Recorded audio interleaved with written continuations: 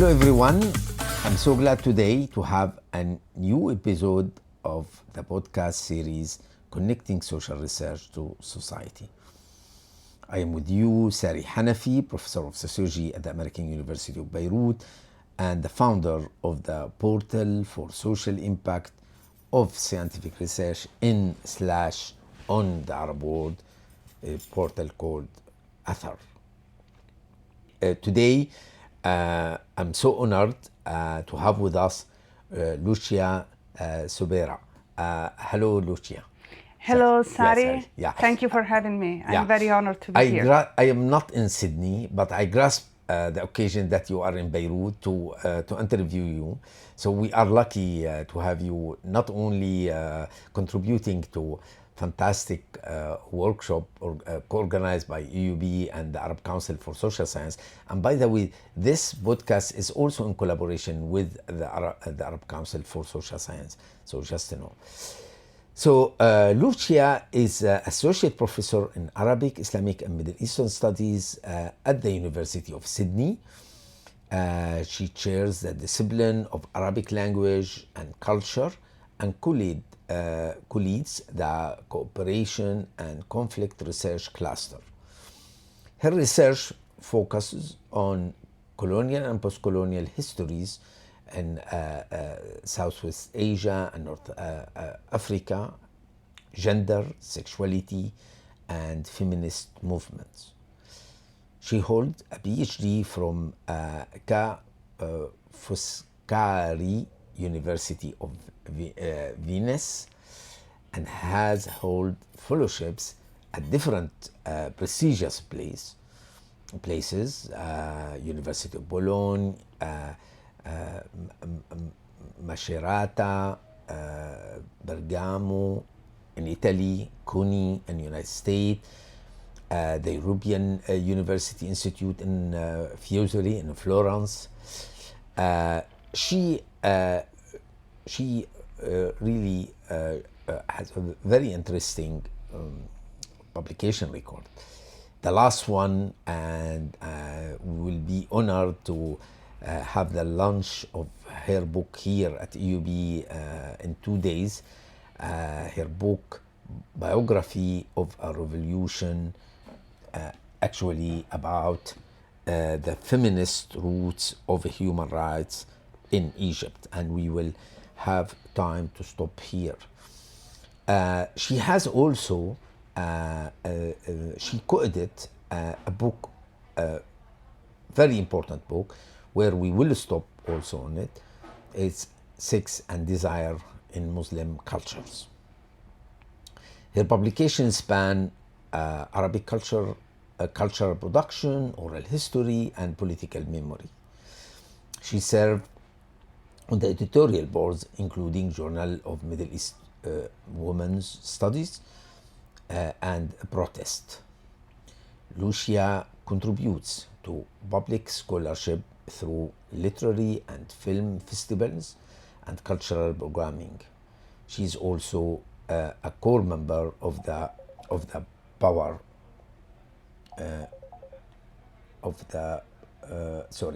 Powerful Stories Network and active in international research collaborations. Again, hello, Lucia. Yeah. Hello. So let me, audience will first ask, what the hell an Italian interested to have a BA in Arabic, if you like, literature and in Venice? Oh, that's a good question, and that's a long story actually. I grew up, as you mentioned, in Italy, specifically in Tuscany, and the reason why we grew up in Tuscany, my sisters and me, with my parents, in Pisa, it was a deliberate decision of my dad. So we were a typical, middle class family, and with 3 girls, and he really wanted us to have access to what in his mentality, imagination was a good education. And he decided that the place to be was Pisa, which has a very good university. And the reality is that none of us studied in Pisa for the university, but being in Tuscany, I think, gave us access to what at the time were very good primary and middle schools and even high schools with very progressive teachers and very it was a moment in Italy where, you know, social class mobility was happening a lot through educations, and teachers and families of the generation of my parents were investing a lot in kids' education. You know, they considered this something important. So they were rigorous, sometimes also very exigent, but very supportive of that. What happens is that in the early 90s, the world changed. Actually, it started changing in 1989, and even more 1991 with the Gulf War, the aggression of the international coalition led by the United States against Iraq. And I found myself, you know, at that point in high school, part of a student movement against the war. And in our school, we had a very strong focus on the humanities. It was called Liceo Classico. So we were studying, you know, the canon of European and Western philosophy, literature, history, etc. It was really beautiful. But at the same time, we could touch with our hands the intuition of very young people that there was something missing in the narrative and in what was happening. We didn't have the tools to understand why this country was you know, attacked so brutally, and the narrative of the media was all about the so-called intelligent war. And we were not seeing people in media, you know, that were suffering from the war. But at the same time, there were NGOs that were already quite vocal about what was happening there. So I started nourishing the idea that if I wanted to understand what was going on in Iraq, in Palestine, more broadly in the Mediterranean region, including growing visibility of migrations in Italy, I needed to learn another version of the story and to have access to how, you know, people from the southern shores of the Mediterranean, which was so close geographically but so far intellectually, at the point that my teachers, who were very good teachers, had no idea about it, I needed to start from the language. And you know, the main programs at that time of Arabic language and cultures were in Venice, Naples, and Rome. Yes. And you know that the first printed Quran was in Venice. Do you know that? Yes, yeah. And yeah. And you know, there is a long tradition of Orientalist scholarship also in Italy. And I have to say, for my generation, it was not so eccentric in Italy to learn Arabic. Yeah. You know, we were a relatively small but solid cohort of students. Yeah. And I've chosen I imagine from migration origin, but not your case. No, actually, not necessarily? At that time, no, for a structural issue. The law, you know, migration in Italy, even if Italy started to having a positive rate of migration, more immigrants than emigrants in the late 70s, the migration laws until very recently, late 80s, did not allow migrants to bring their families. You know, it was not easy. And so for my generation, there were not, you know, high school kids with migrant background who had access to the university. Yeah. Now there are more. Yeah. Now there are more. So you are talking, just to situate this, around the 90s. Mid-90s. Yes. Mid-90s. Mid-90s. Yeah. Okay. We are in the mid-90s. So there was this, you know, shift in the perception, you know, among young people of, you know, global politics, the new world order, and these needs that I felt to learn, you know, the story from, you know, in a different language and in a different perspective. And then I've chosen Venice just because I it's a beautiful city. Absolutely. And I thought, I also thought, well, if I don't do it now, then when? Yeah. So I started studying in Venice. The curriculum at that time in Foscari was very much focused on it was a mix of humanities, so strong focus on language, literature, Islamic philosophy, Islamic history, contemporary history. But back then, the pedagogy of Arabic language was not as advanced as it is today. Okay. And our professors were they were fluent in Arabic, they were excellent translators, but in the way they themselves were recommending us to move somewhere else, to spend some times in Lebanon, in Egypt, in Syria. And I chose to come to Beirut in my second year of university. At the beginning, I told my parents I'm going to go for, just for a month to see how it is. They had extended to 2, then 3, then it became 4 months. And then I went back to do my exam. So where did you do the Arabic here? Here it was a mix. So we are now in 97.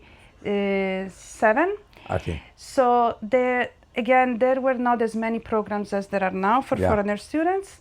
So I had a private teacher who I found through the Italian Institute of Culture. Okay. And then I was taking classes at Saint Joseph University. Saint Joseph, yes. I know that Saint Joseph for long. I mean, my teacher her name was Soha Tannous, and I will always be grateful to her. Because she was really passionate about teaching, and most importantly, I was living with a family. And so I learned through them, I've learned the Arabic of the kitchen, how to take from al-Baqdounis, make ma'moul, and all these, everyday things.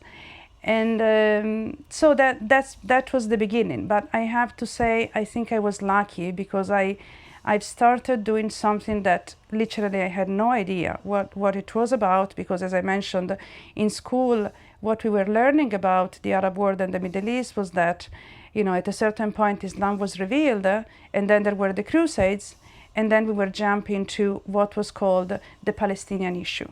And that was it, when we were lucky. I discovered a world, of poetry, of literature, of history, of knowledge production, and ever since my focus has been to contribute to the dissemination of the knowledge produced in the Arab world, and to think of the Arab world as a side of cultural production. Yeah, so we will come to that. But I need to do a small digression. Myself, Palestinian, I am very sensitive to all this mushrooming student activism against the genocide on Gaza worldwide, particularly in Euro-America. However, I would put Italy as an outlier, because it's not led only by students in the universities, but also by unions. We saw amazing demonstration, even a strike. So can you explain to us, why Italy is particularly sensitive to the Palestinian-Israeli conflict, or to Palestinian cause, compared to the other? Do you have any hypothesis to advance? I think there are many reasons, and I experienced myself, a long-term socialization to the Palestinian issue. When I was in high school, it was normal to think about Palestine. It was something that was in the air. Italy is the country where, an important Palestinian intellectual, a poet and a translator, Wiles Whiter, lived the last years of his life. And as you know, Weil was trying to develop a sort of parallel diplomacy and to bring the Palestinian issue into the attention of Italian intellectuals and politicians that were not immediately, already socialized or knowledgeable about the Palestine issue. And he was very close to Giorgio Lapira, who was the mayor of Florence, and had this project of this intellectual project of Florence as the third Jerusalem and a city of peace. And he engaged in a profound way. He was a politician of the Democratic Party. He engaged profoundly with Palestinian activists and intellectuals to bring the Palestinian issue at the center of the political Italian agenda. And he also convinced, high-profile intellectuals such as the writer Alberto Moravia of the importance of the Palestinian issue. So he was a very important mediator, and the fact that he was assassinated in Rome, as you know, by in the aftermath of the Munich attack, and as the first of a series of targeted assassinations perpetrated by the Mossad around Europe, was a tragedy, because Weil would have changed. And you think he was assassinated by Mossad? It's not that I think, it's common knowledge. It is common knowledge, at the point that there is also a film about that made by an Italian-Palestinian filmmaker, Giacomo Durzi, where it's in Italy it's common knowledge that this happened. And I also had the privilege to meet in Sydney Weil's partner, Janet Van Braun, who was an Australian painter that he met in Rome, and became his widow, basically, and she dedicated the rest of her life to the Palestinian cause. So there is this, transnational network of activism that it's also very important, I think, to remember. But in Palestine, even the president of the Republic in the 80s, who has been the most popular president of the Republic in Italy, Sandro Pertini, in one of his speeches for the end of the year, we are in the early 80s, he talks about Palestine as a legitimate cause of political self-determination. And in 1982, after the massacres of Sabra and Shatila, he dedicates, the Italians win the World Cup, the Italian soccer team, and the President Pertini offers the World Cup to Palestinian people. So there is a long genealogy it's a long, but what, if you like, worry me is under the Islamophobia in Europe, the right-wing parties become so pro-Palestinians. I mean, I wouldn't say that. No, this is what I would like to discuss with you, because this is, if you like, we make this kind of a simplistic schema. So please correct it. Yeah. So correct it to us. I mean, myself, I grew up intellectually in France. I know, for instance, how National Front moved from really an anti-Semitic political party to extremely pro-Palestinians. I mean, Marine Le Pen went to Israel in a few months ago, etc. So and we know, for instance, in UK and in Hungary and wherever you have a right-wing coalition, you have more pro-Israelis, if you like, or pro-colonial Israeli.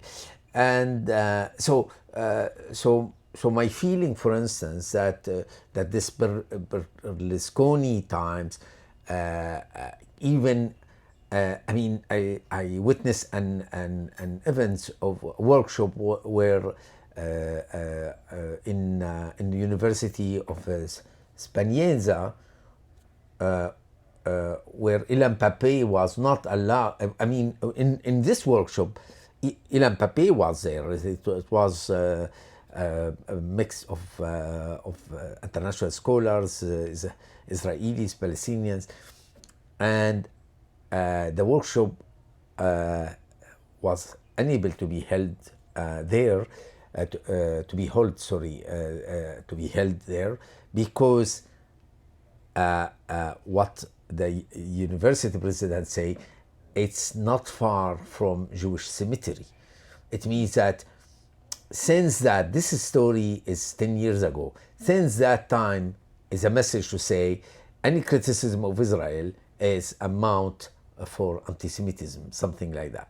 So this is my so if you like, looking to Italy under if you like the right wing parties, we expected that Italy become less if you like prone to or pro-Palestinian. I mean, but in fact, what we see in the ground is the opposite. Yeah, because as you are a sociologist, so you teach me that sociological processes are long-term trajectories. Yeah. And the long-term trajectory of Italy since 1948, when the Nakba happened, and it corresponds with the post-fascist era in Italy. It's about a deep understanding of what was happening in Palestine, especially by the socialists, the communists, and the democratic Christians, which were the major forces in Italy. And especially throughout the 80s and the 70s, I'm not an expert of that, but what I learned from my colleagues who are in the field of international relations and focus on Italy's international relations, Italy had an interest in politics in the Mediterranean that was trying also to gain some level of independence from the influence of the United States. That was also important. So this also needs to be taken into context. And there was a whole current of high-profile humanistic, intellectual, and political activism. Figures such as Alex Langer, who was a politician he was in the European, serving in the European Parliament for the Green Party. He had Vattimo, or Vattimo. Exactly, the philosopher. The philosopher Vattimo.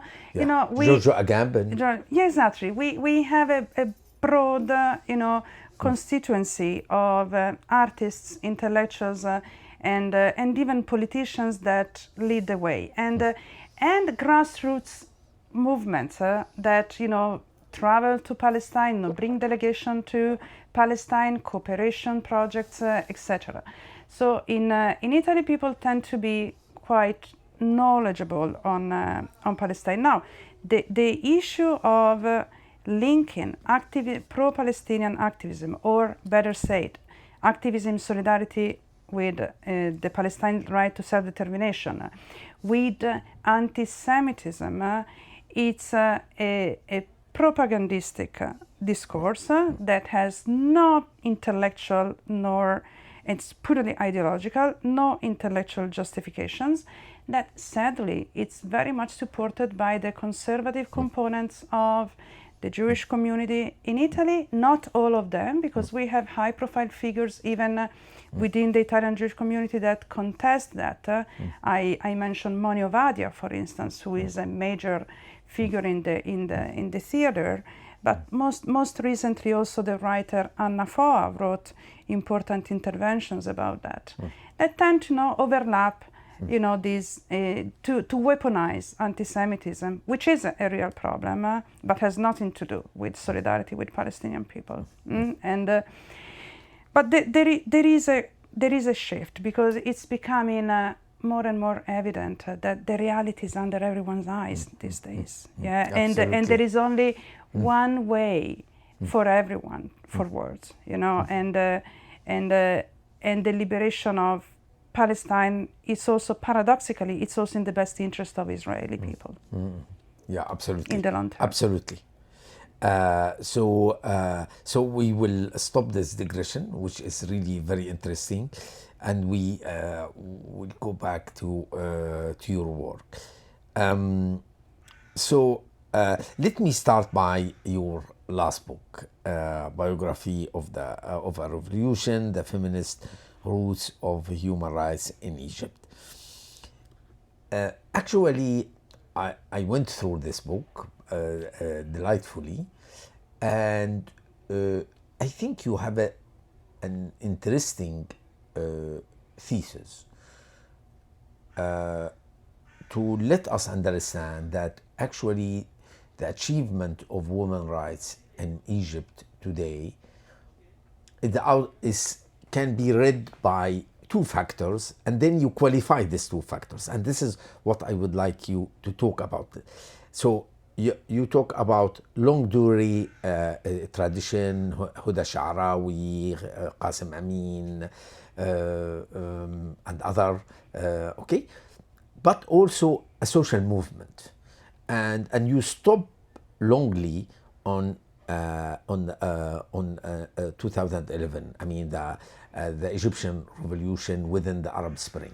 So can you tell us about the book, but particularly focusing on these two factors, if you like? Yeah, so my interest in women's history and feminism particularly in Egypt started with my PhD. You know, I did my PhD in the early 2000s, studying, you know, the participation of an Egyptian delegation of feminists, the Egyptian Feminist Union, in an international suffragist conference in Rome in 1923, which is a crucial year for Italian history, is the advent of fascism, and these, you know, brought me to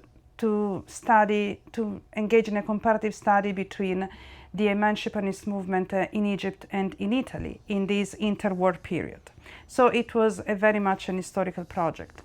Then I wanted to continue to work on Egypt, and 2011 happened, and I traveled to Egypt towards the end of 2011, having in mind another project of history, and I realized that history was happening in the streets. Oh, wow.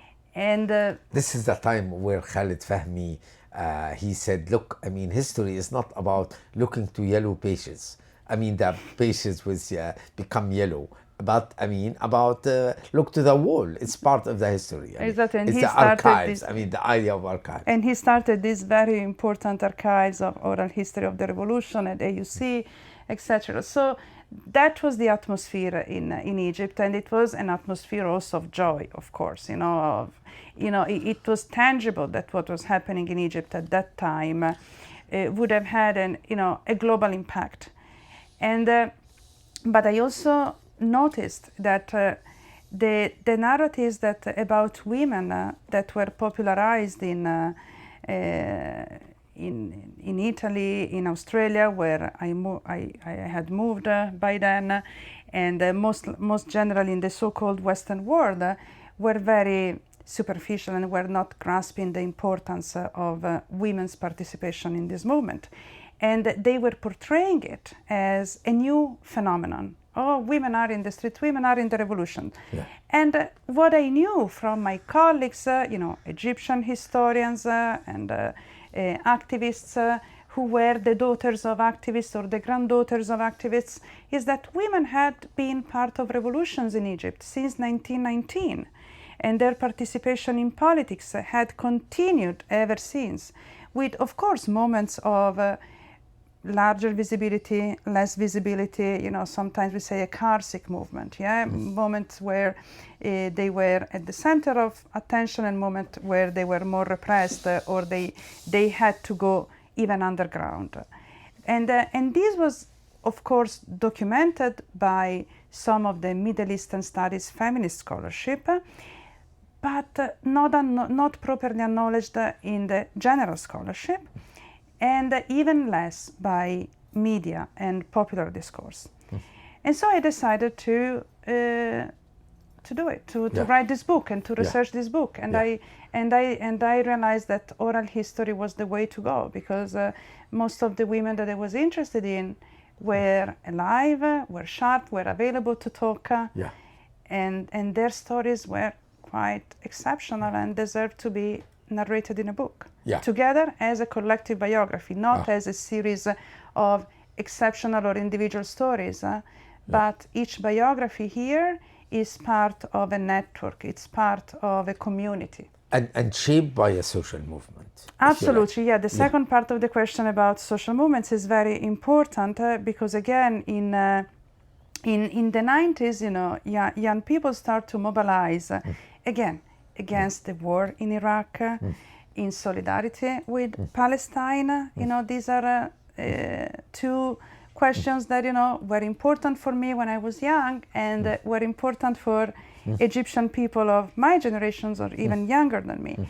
And around these issues, they also started mobilizing for democracy in Egypt.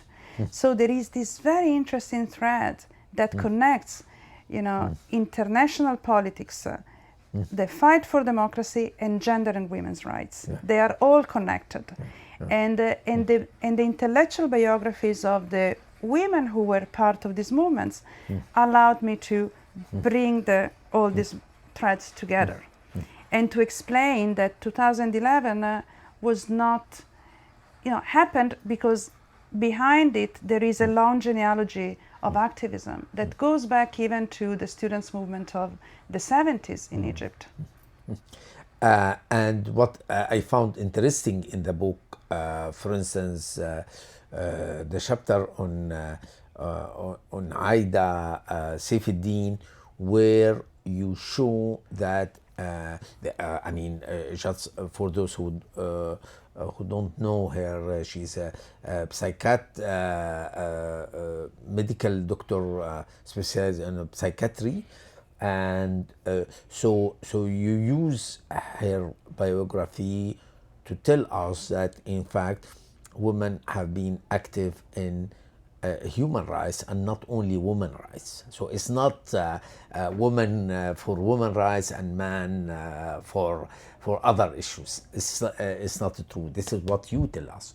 And you show us actually that even the account of the Foucauldian account of Michel Foucault, about psychiatries and etc. We should, when we project it to the Middle East, it tell another story than what is in Europe. Can you tell us a little bit about that?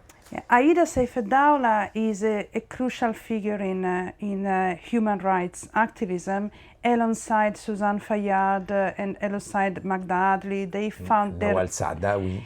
Yes, but those three, with these three women have created the first organization in the Arab world that treats survivors of torture, Al-Nadim. And this association is, they narrated me how they decided to create this association in a moment where, their comrades, political activists in the human rights field and workers' rights, were arrested and tortured, and even not even doctors that normally have a lot of prestige in Egypt and can require information that other people don't have access to, could not get access to their health record. So they decided that there was something wrong going there, and they had to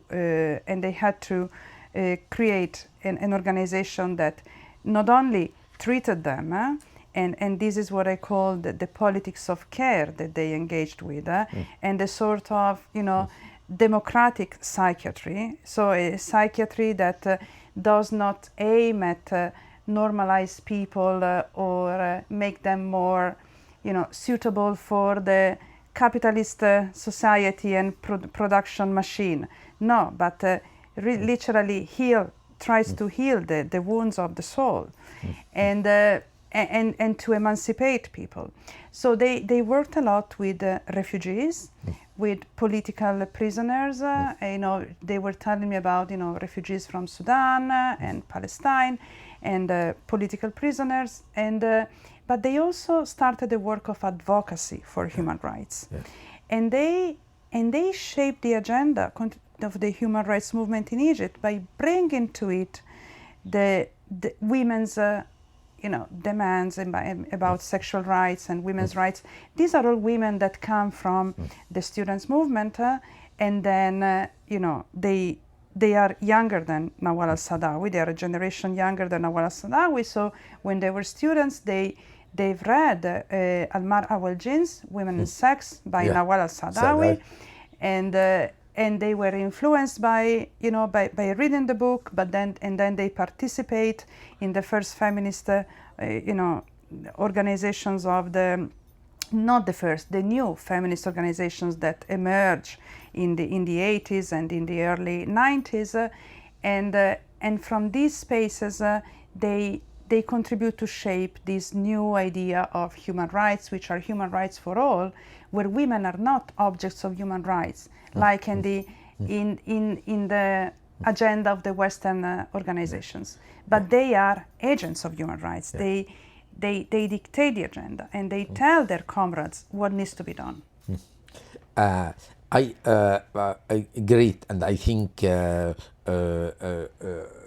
you talk a lot about genital mutilation,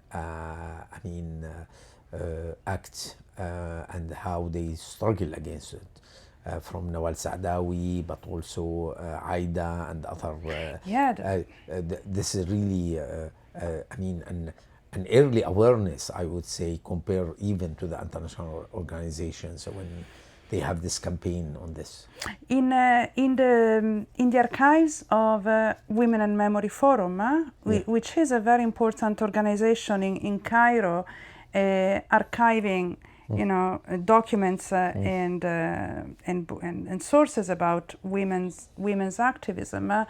I found some oral history with Maria Assad, who has been a pioneer in this field, and she has trained the generation of Aida and her comrades to create the what they call the task force against female genital mutilation. So what I've tried to do in the chapter that I dedicate to it is to shed light on the local efforts made by local women to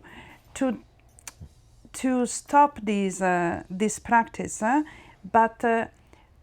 but also doing it in a way that is respectful of the people, to speak their language, and to not to criminalize families that do that for their children, but make them understand that this is a damage, and that they can take care of the children in different ways, and that there are other ways to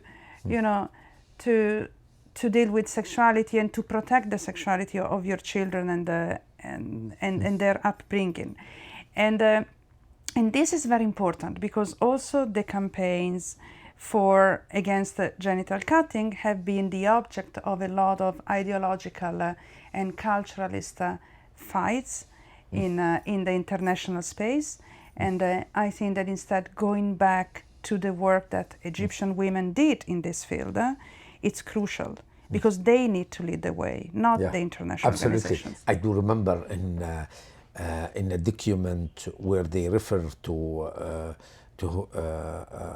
health, World Health Organization. They said that in Egypt, this story is in the 90s. 98% of women are circumcised, and so it was reported by a dear friend, Boudouin Debré, it's impossible. I mean, as a sociologist, I mean, the middle class in Egypt, I mean, it's more than 2%, and we know we know when rural practice, I mean, we know from Sudan is not only Muslims do it. It's more tribal practice, historical practice, etc. But cannot be 98%. And I'm glad to hear from you that it was a kind of a culturalist agenda. You want to say. Some want to say it's part of the culture, and this is No. It's what I've heard, both by the women of Al Nadim, but also someone who gave me important insights about this issue is the late, unfortunately, she's not with us anymore, Dr. Siham Saniya Abdel Salam, who was part of the cluster against female genital mutilations that was created in 1995, and she was explaining to me, how, her, people in when she was little, people in her neighborhood would go to her father, who was a person that people sought advice from, because he was a scholar, religious scholar. About that, and he was recommending people not to do it, actually. And so I don't know, you're a sociologist, you know more about that than me, but I tend to be suspicious about statistics, especially when it comes to the Arab world. I prefer qualitative and sometimes a critical use of anecdotal evidences, because there's something that always doesn't match the reality on the grounds in the positivist use of statistics. That's my feeling. I notice in this book that you are not, you don't touch upon Islamic feminism. And for instance, Umayma Abu Bakr, for instance, now her contribution is really amazing. When you see her impact in the Arab world, with other, with Tunisian scholar Naila Sellini,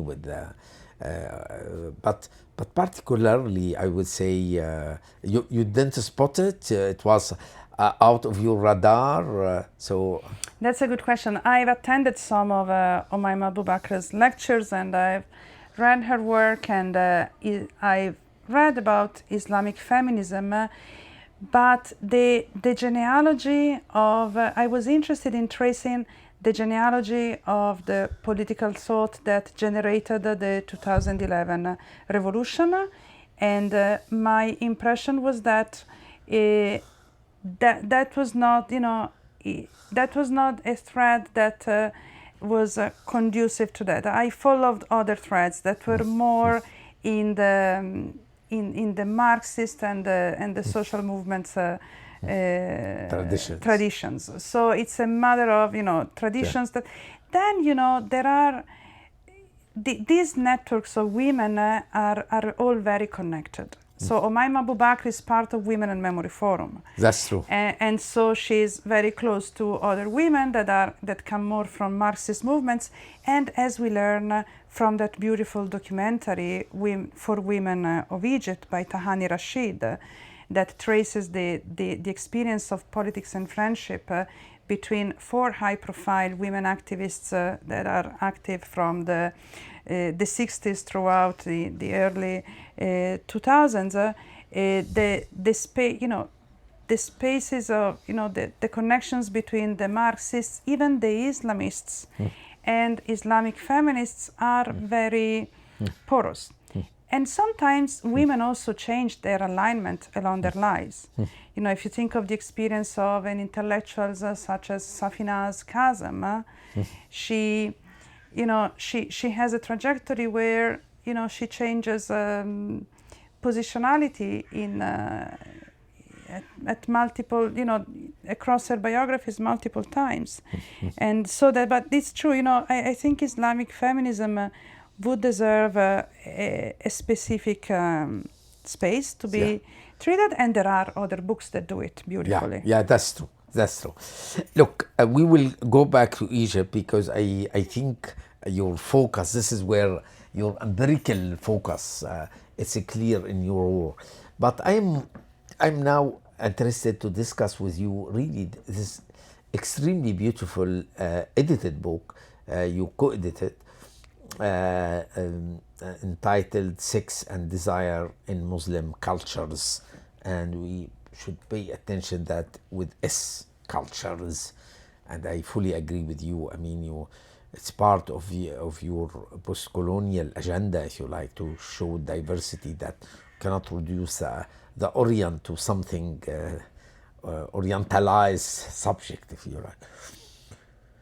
So what, in the introduction, you and your co-author write at certain point, however, acknowledging this need for alternative narratives should not make us abide by wishful thinking based on philosophical assumptions, which would be consequence just represent another means of confiscating the other's words, but in the name of progressive ideals.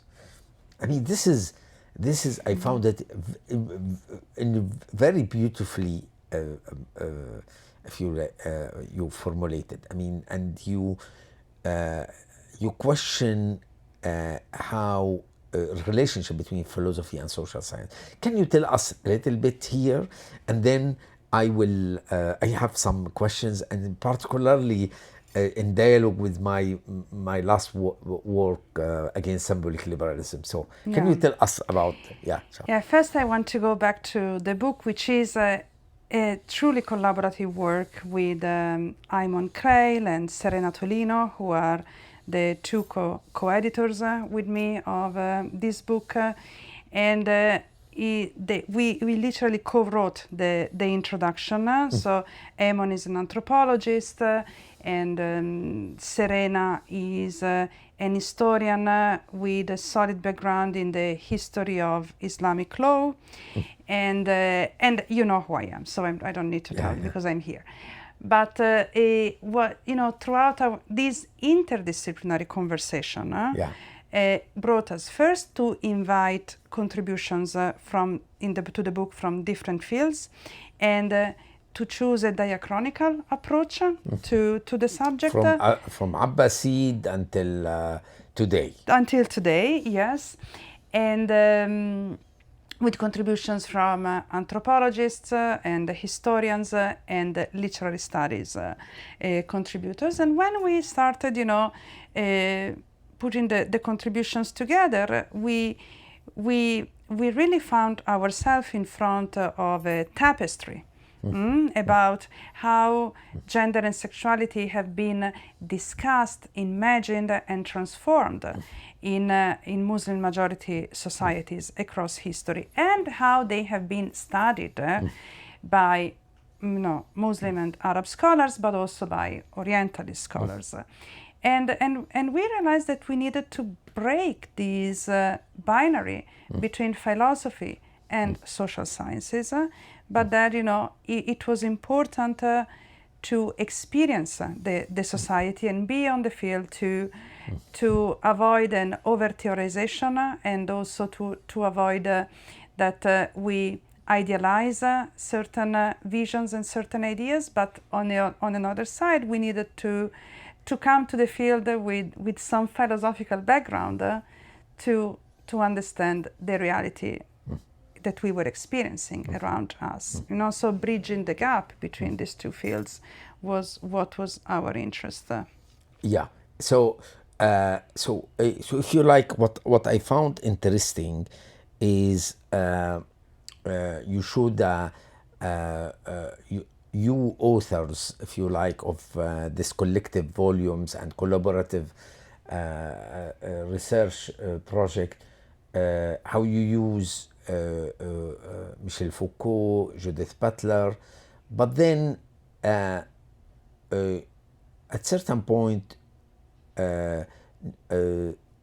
question how these two giants can be projected in the Middle East and in this region. Can you tell us a little bit about that? And it's the idea, knowledge is situated. And we cannot simply take theories and ideas produced in Paris or in London or in New York and projecting them, directly to Beijing or Beirut in the same way. And we'd rather need to go, with our own scholarship, with our own background. Of course, we all come from somewhere, yes? So as I mentioned at the beginning of this conversation, I come from a humanistic background, very much rooted in a Eurocentric canon. And moving to Beirut first and then to Cairo exposed me to different systems of knowledge production. So how I combine them, then it's my job to do it. But if I was here simply, projecting systems of knowledge and thought that I have learned somewhere else, I would fail a deep understanding, and I would erase a long tradition of knowledge production that instead can add something to the global understanding of what is, in this case, gender and sexuality. Because perhaps from the long-term traditions of Arab cultures, there's something to learn also for contemporary European societies that are more and more, they're living a new phase in the connection with the Arab world through migrations, through the presence of this new generation of students and now emerging intellectuals who have multiple cultural backgrounds, because their families are from the southern shore of the Mediterranean, but they were born in Europe and grew up in Europe. So they are multilingual, and this is also part of what the discourse that we try to engage with when we talk about multiple registers of truth. You cannot say in the Arab world they think about sexuality in this way at this moment. No, because it depends if one is a doctor, if one is a judge, if one is a philosopher, if one is a LGBTQ activist. Yeah, depending on your positionality in the society, you develop a vision and an idea about it. And you showed that actually some of the author that gender fluidity is part of the Arab and Muslim cultures, in the line of Joseph Mas'ad, for instance, his book on desiring Arabs. But and here maybe I will talk about my chapter on sexual and gender diversity, embracing versus celebrating, if you like. I argue that if really today we want to support the minority, sexual minority, a group particularly under attack, marginalized in certain area like where I live in the region, we need to disentangle what belong to the conception of justice. It means no discrimination, recognition of sexual and gender diversity, but in the same time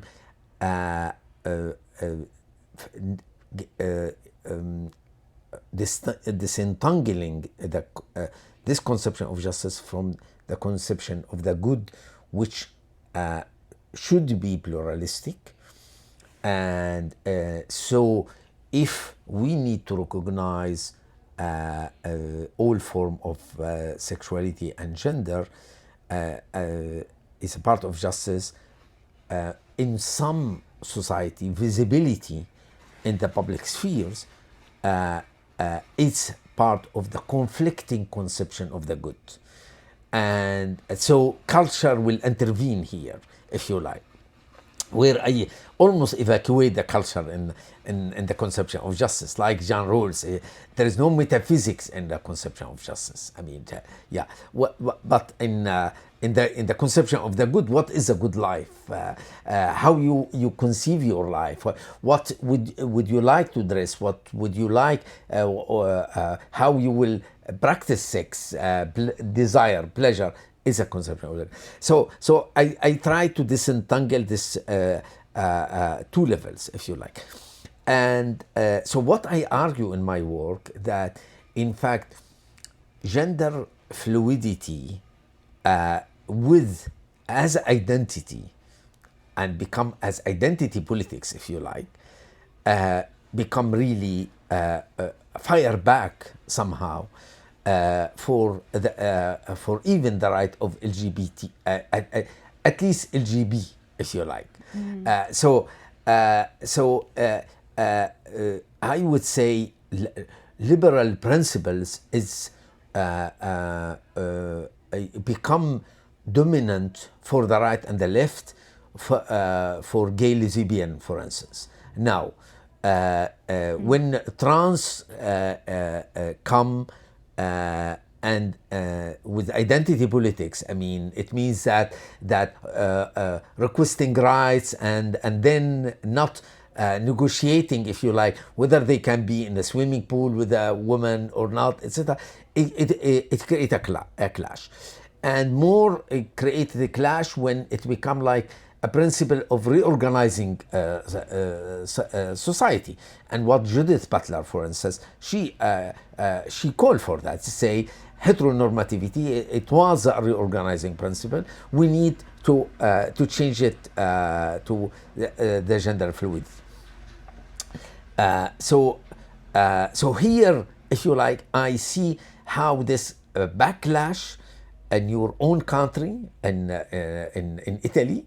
I have a discussion with many sociologists argue that some of those who voted for Giorgia Meloni are from the left, that really they have a fear, if you like, about family, not necessarily traditional family. Actually, Giorgia Meloni is not embodied traditional family values. I mean, she has a kid from outside of wedlock, but so it clashed not only here, where really I can say the first time in the Arab world we have a campaign against LGBTQ. It was after Qatar World Cup, if you like. This is where it was a clash. I mean, the West will come and impose, if you like, the visibility of LGBTQ, while we don't want. We don't want, and in a country where Qatar, for instance, is criminalizing LGBTQ, we are far from, if you like, the conflicting. What could be conflicting conception of the good? I mean, visibility, if you like. We are not in the conception of justice. So it's a clash. You have a campaign in Algeria, in Iraq, if you like, in Kuwait. So I'm worried, if you like. I'm worried today how.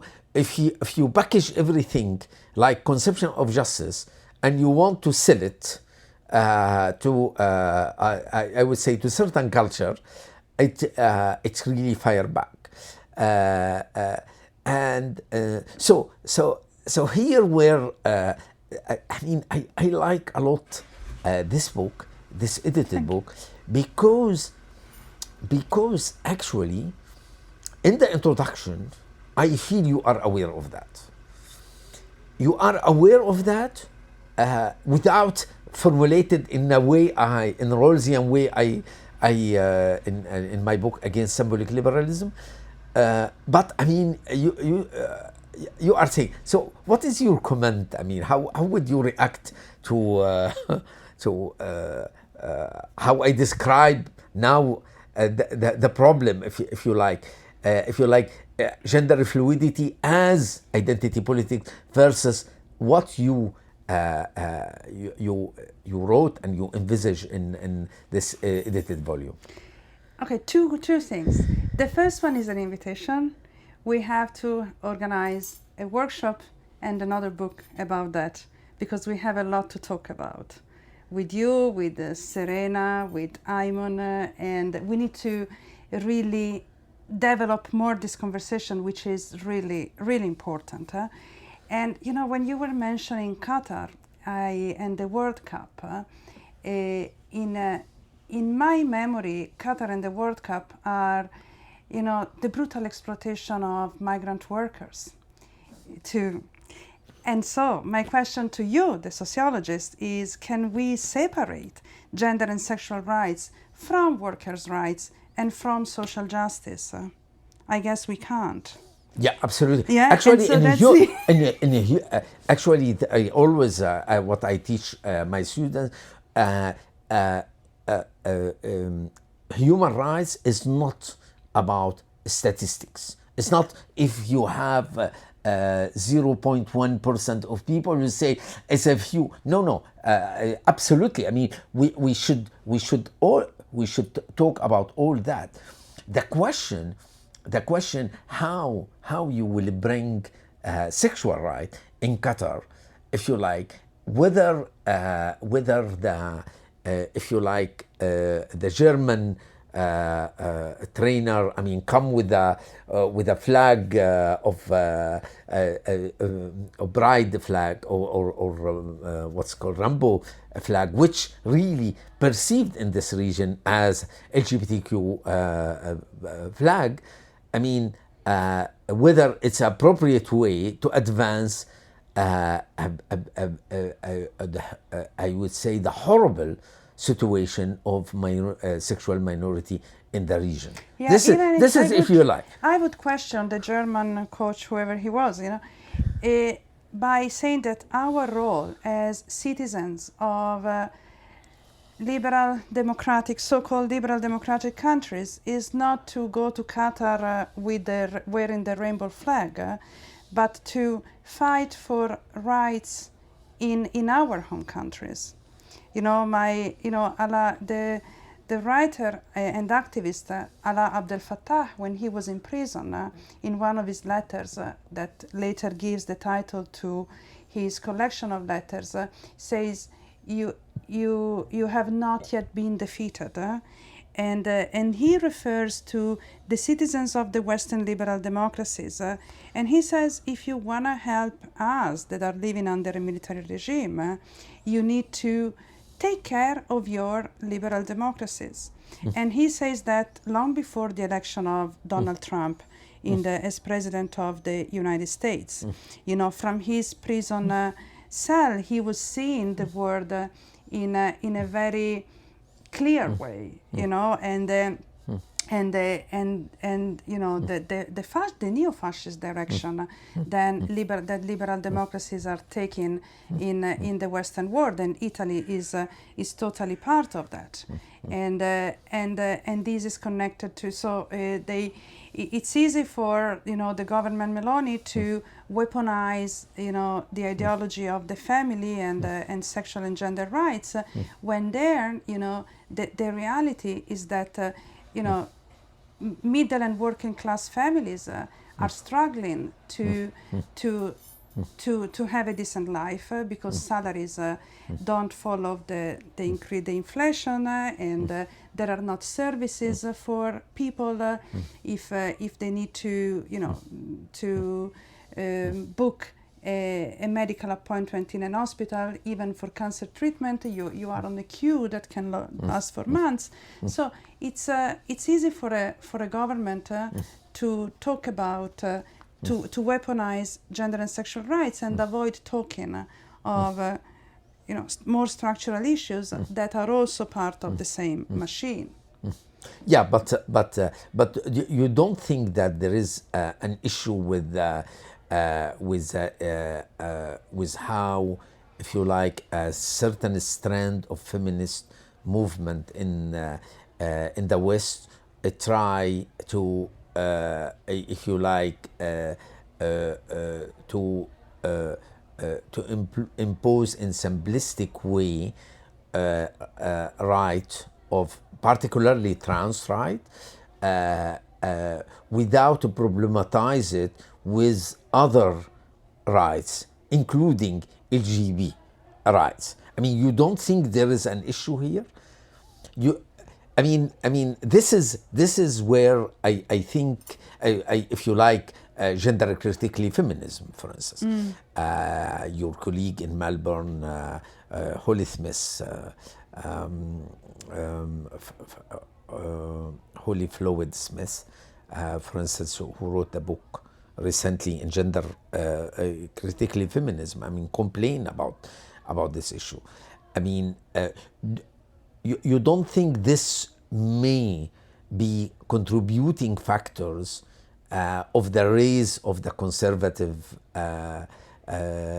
discourse and become popular because we see that it's translated into vote? You don't think that there is an issue here? If you like, are you referring to transphobic feminism? No, yeah, I mean, if you take the book of gender critically feminism, say we are not a transphobic feminist. We think that some of the claim of a trans enter into tension with our if you like, rights. We struggled so much to have a woman space, and now a man who decided a few days earlier that to become a woman, I mean, will come to our spaces. Again, I'm not taking part of, I'm not saying what is correct or not. What I'm saying, if you like, my whole book in Against Symbolic Liberalism, to say maybe the way liberals impose their conception of the good in society, particularly through norms, law, through identity politics, it fire back in a sense that people become, they vote for the conservative parties. If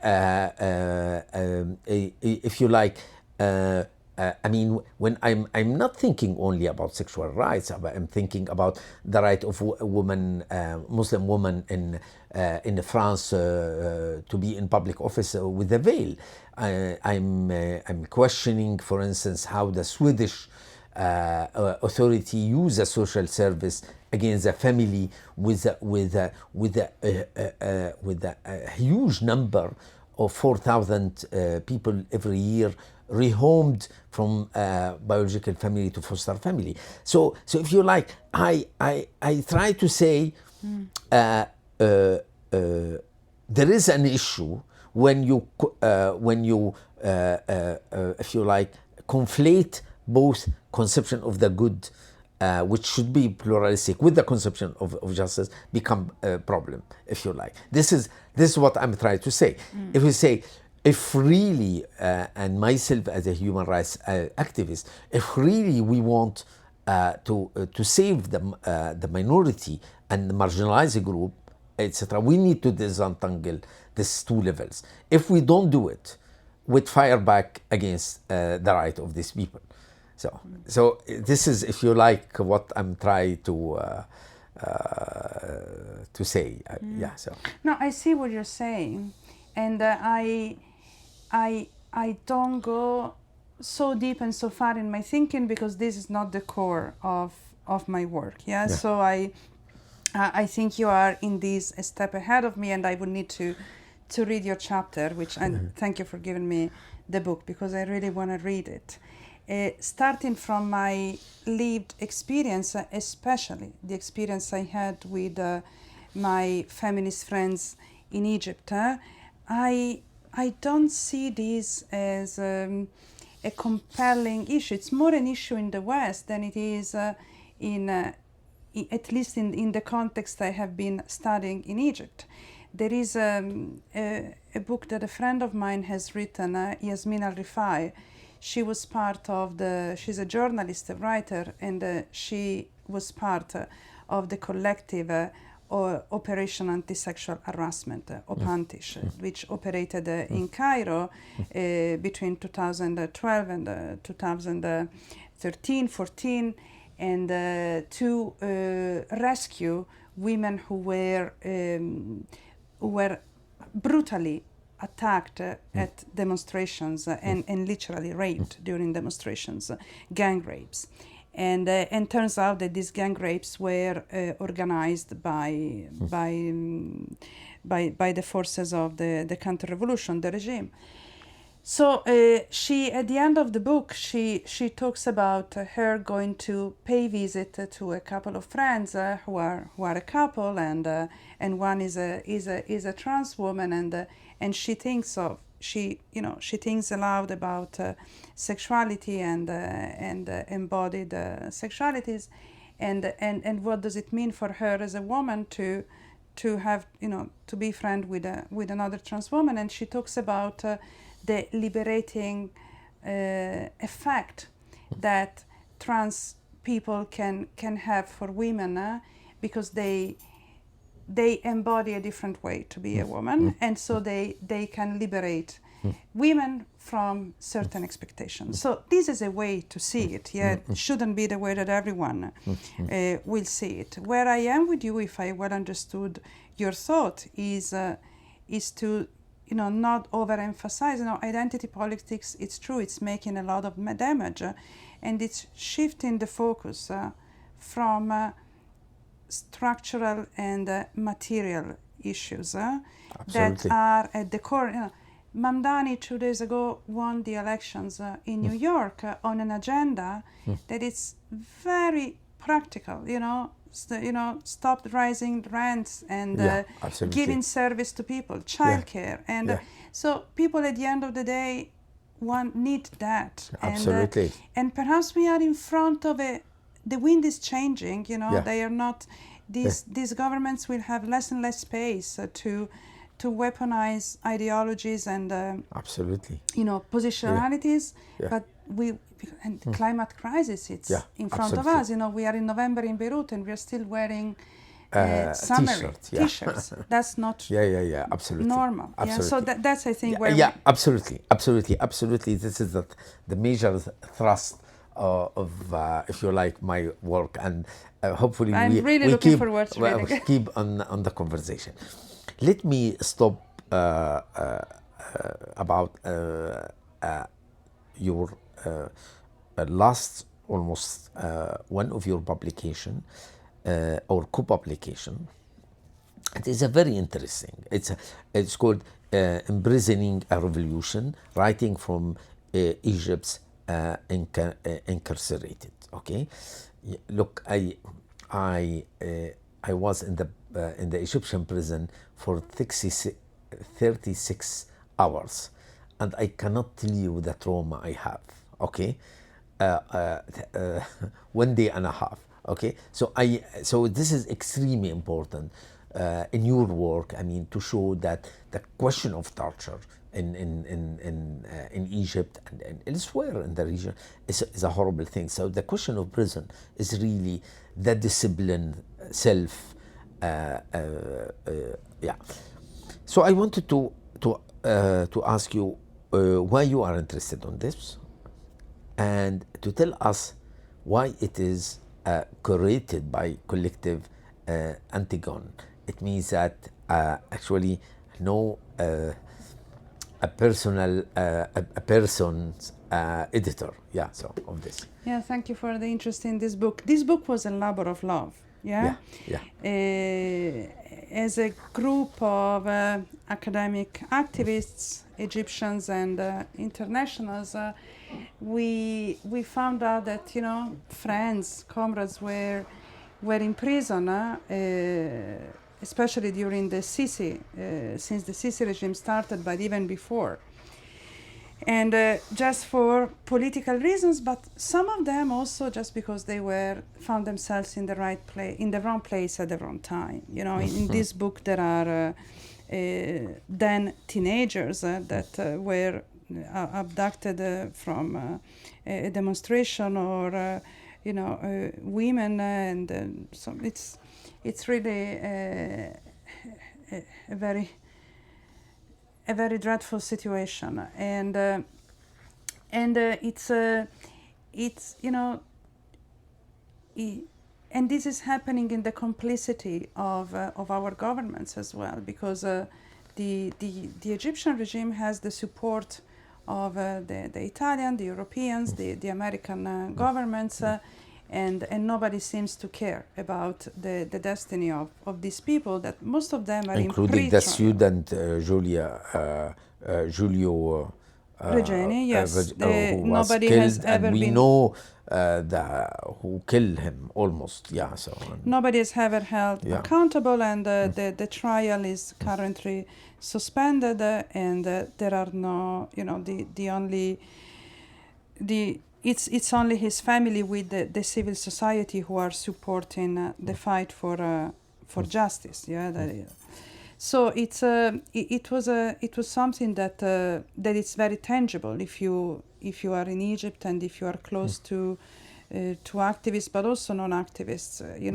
It's a plug, and what we tried, but we realized that there is a literature produced by imprisoned people.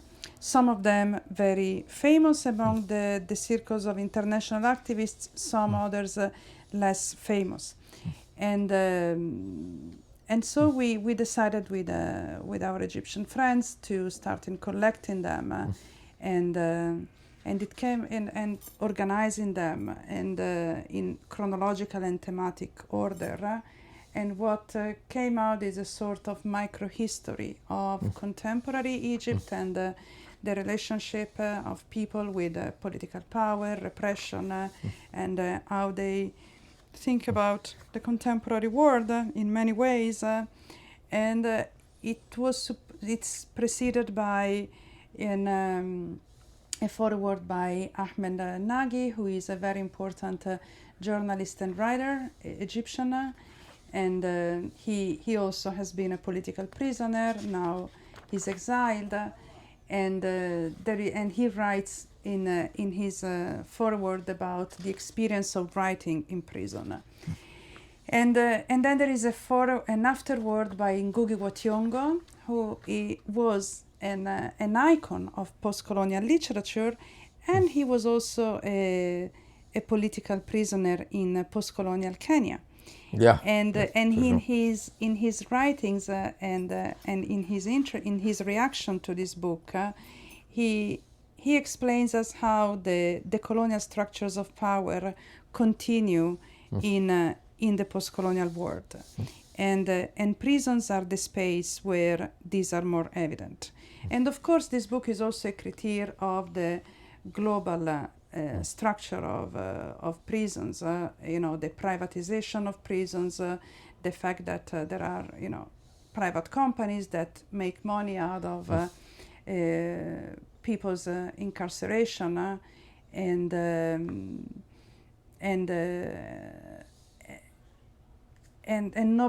nobody's free. At the end, none of us can imagine to be free until everyone is free, and all the people who are part in this book, they don't really belong to prison, because they literally haven't done anything but writing or expressing their political ideas. They are prisoner of opinion prisoner. They're all prisoners of opinion. Yeah. Yes, Absolutely. and in the introduction, we try to trace the long durée genealogy of the carceral system in Egypt that goes back to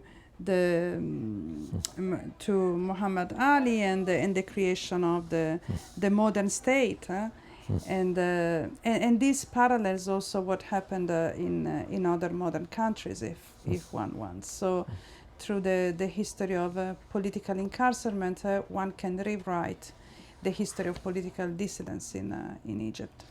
Absolutely. So I see some of diary is anonymous one. I mean, so they still sensitive issues. I mean, they still in the prison or Egypt, and there is a famous prisoner. Some of them released, Ala Abdel Fattah, very recently, but I see him, if you like, Sana Saif, Isra, Khalid, Saeed. At least I know their name from human rights writing, Muhammad Ramadan and others. So See, some of them are very famous, others are unknown. Yeah. Decided to remain anonymous for security reasons, of course, and we respect it. There are also some artworks in this book because some political prisoners have created artworks to express themselves, poetry, and I see photos from a campaign. It's called Aidukum في السجن. So is it in the street? No. It was in Cairo. Yeah. In 2014.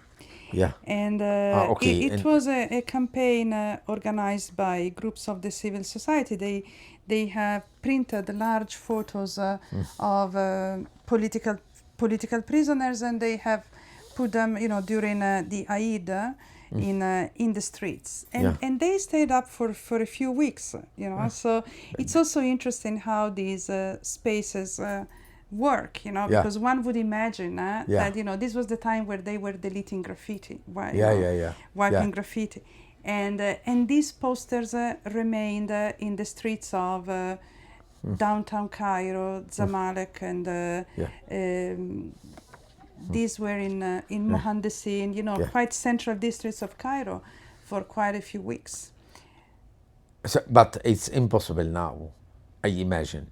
Any photo like this, to make awareness that of the massive violation of human rights in the prison, and actually that there are so much innocent in the prison and just a political prisoner. I think activists now are learning how to. There is a learning curve, when you live under a regime. Yeah. And after, now it's more than 10 years, it's 12 years that the new regime is in power. Both, politicians, social movements, activists, intellectuals are evolving in their practices of resistance. Today, the important and very on-the-line work is made by lawyers, and they use, because Egyptian law has the instruments to protect people and to guarantee that the people's rights are respected. The point is to apply it. Absolutely. And the excellent work that human rights lawyers, but also other lawyers are doing these days is to go to court every single day and defend their clients. And most of them work pro bono, or there are fundraisings to support people. And this book is also an operation of fundraising. The royalties of the book will go to a fund dedicated by Amnesty International to it's political prisoners. prisoners. With University of California Press. Yes, and University of California Press, the editor, Niels Hooper, and all the staff of University of California Press have been extremely supportive of the book. And a book like this, which has many layers of complications, wouldn't have never happened if the publishing house was not so supportive and so behind it. So it's an act of solidarity, of scholarship, because I think it can be adopted in our teaching about prisons literature, Egyptian history, politics, sociology. It can be adopted in many ways, comparative literatures. But it's also an act of solidarity and activism that pays homage to the work that literally, human rights activists and lawyers are doing every single day in Egypt. Yeah, excellent. Maybe I I imagine you are tired with my questions. I'm having a lot of fun. Thank you so much, and me too. I mean, this beautiful conversation between us. So, Lucia, I see that you spare some of your time. I mean, you are a professor at Sydney University, but you spend time with the Festival of Film, cultural activities, and I would say really this is very important. I mean, the podcast called "Connecting Social Research to Society." So how you do this? I mean, how you want to be sure that this beautiful reflection is reach grassroots, reach people, whether in Australia, in Italy. I see you in Egypt. Yeah. So. I think that Arabic studies scholars, we are both lucky and unlucky. The reasons we're lucky is that we study one of the most interesting parts of the world, and everyone wants to know something about it. Yeah. But the unlucky part of the story is that the kind of story we narrate is not the one that mainstream publishers and media want to hear. And so it is absolutely important that individually and collectively as groups, through our professional associations, but also through our cultural programs, we fight to assert a different narrative about the Arab world. It's desperately needed, especially today, as we are witnessing a genocide, which we shouldn't. The work with cultural institutions has always been a part of my scholarship, of my learning and my advocacy as well. Partially because I found myself doing it. You meet people and you share ideas, and the conditions are created for this to happen, and partially because I wanted to do it. So in Australia, where I live most of my the part of my life in Sydney, where I teach. I collaborate with local film festivals and local local cultural festivals to curate small windows on the Arab world. And on Arab cultural productions, so I worked with, in particular, with Cinema Reborn, which is a retrospective about classical of world cinema, and so when they select and want to screen Arab films, they invite me to comment or to write about them and to talk to the public about them. So we screened Al Makhdoun 2 years ago. The Dupe. And from the novel of Ghassan Kanafani. And then this year, Layla and the Walls. So Layla with the exactly right, and these were beautiful films, and it was a privilege to be able to discuss them with the audience. And in Italy, I had the opportunity to co-curate, actually to design, because we literally invented it, and then co-curate a section on Arabic literature and culture in what is the largest book fair in Italy.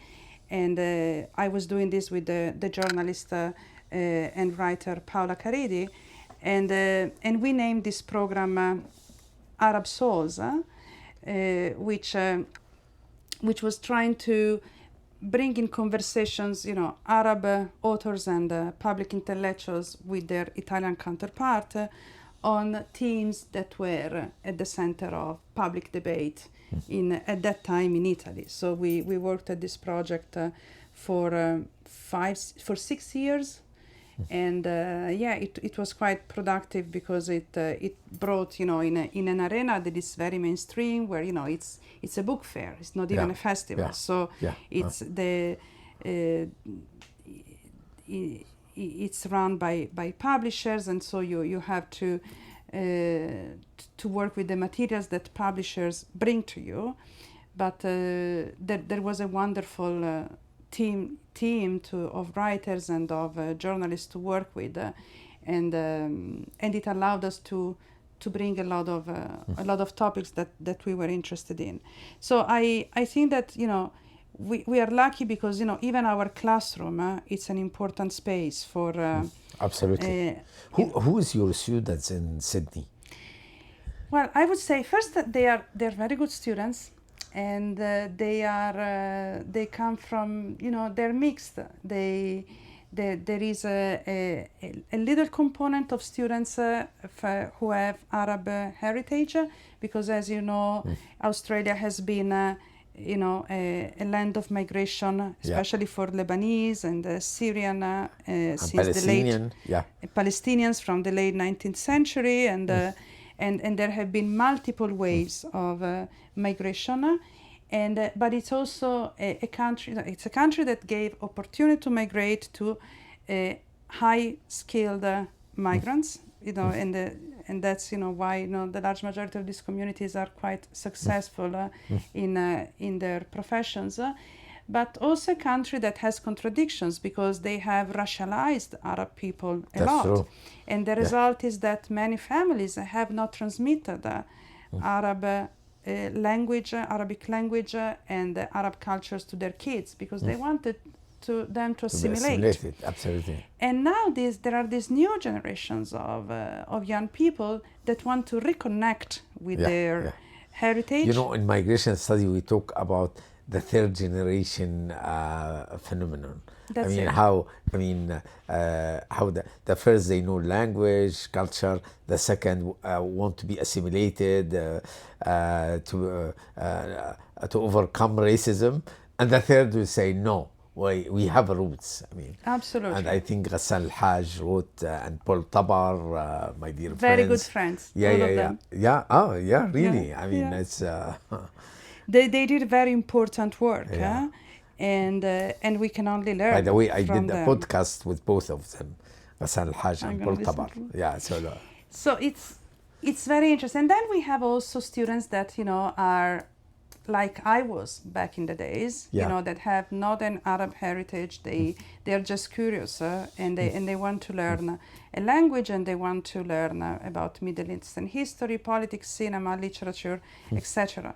So they learn together, and of course it's a small program, because we work in neoliberal capitalist structures that impose severe limitations.